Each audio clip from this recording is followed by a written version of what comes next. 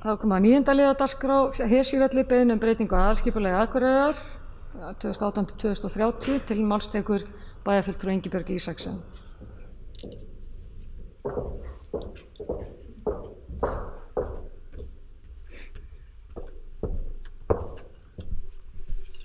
Forseti, ágætu bæjarfulltrúar.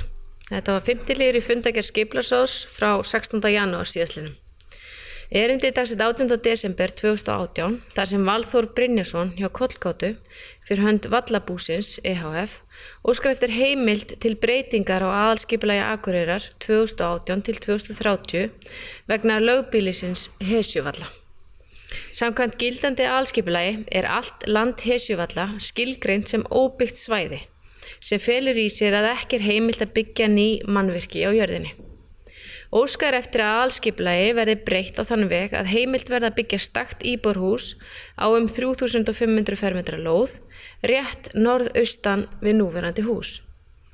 Skipulagsráð leggur til við bæjarstjórn að breytingin á aðalskipulagi sem felur í sér að afmarkaður er reitur fyrir íbúðarsvæði í samræmi við fyrirliggjandi erindi verði samþykkt.